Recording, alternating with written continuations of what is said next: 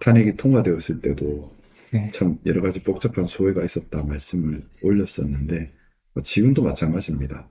웃을 수도 울 수도 없는 음, 어 어쨌든 이 탄핵 정국이 빨리 마무리가 되어야 국가가 정상화될 수 있습니다.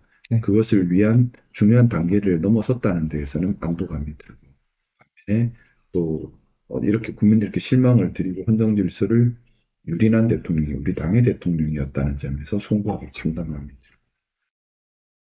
본인들이 추구하는 가치가 음, 무엇인지에 대한 얘기 자체가 일단 없었고요. 음, 네. 그리고 또 진정으로 대통령을 정말 지키려고 하는 마음이라면 뭐 저렇게 하진 않지 않았을까요?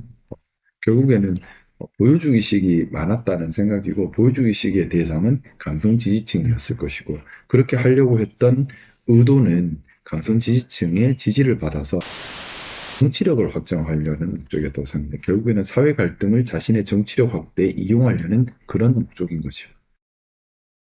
12월 3일 그날의 경험이 좀 저한테 중요했던 것 같고요.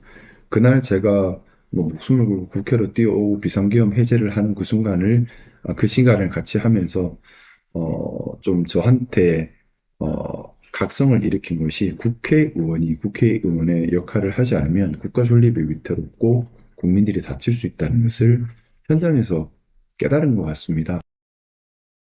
더 겸손해져야 하고요. 더 배려해야 하고요. 더 품위를 갖춰야 합니다. 반드시 그렇게 해야만 하고요. 민주당이 건강해지면 국민의힘도 또 건강해질 수밖에 없습니다. 근데 이제 국민의힘이 건강하지 못하다고 해서 민주당도 함부로 하면 두 당 다 엉망이 되겠죠. 하지만 앞으로는 민주당에 더 많은 책임을 묻게 될 거대 정당이고 대통령을 어디서 배출할지는 모르겠지만 그 전까지는 민주당에게 더 많은 책임이 갈 수밖에 없는 거대 정당이기 때문에 경우에 따라 민주당에서 대통령을 배출하면 더 큰 책임이 또 가겠죠. 이제 그것들을 국민들이 또 보고 있습니다. 그래서 권력을 함부로 쓰거나 또는 건강한 가치 지향 정당의 등장을 막으려고 하거나 이걸 또 제도화시키려고 하거나 하는 노력들이 있다면 또 국민의 저항이 부딪히겠죠. 그러면 아, 국민의 힘이 네.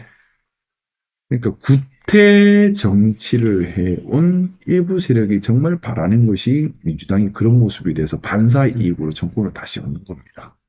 그렇기 때문에 민주당이 그렇게 하시는 것이 네. 대한민국 정치를 너무나 후퇴시키는 일이겠죠. 저는 좋은 시그널로 받아들이고 있지는 않습니다. 뭐냐면 우리가 어떤 음, 보수의 가치를 추구하고 이것을 실행을 해서 국민의 신뢰를 얻어서 쌓이는 지지도면 제대로 된 지지도. 우리 당은 아무 잘못이 없습니다. 그러면 이 지지도는 극단의 사회 갈등을 유발해서 얻은 갈등에 기반한 지지도입니다. 지지도가 생긴다고 해서 감사할 일이 아니라 반성을 해야 되는 부분인 거죠. 음, 그리고 이 지지도에 고령 강성 젊은 강성 구구들이 힘을 보탰습니다.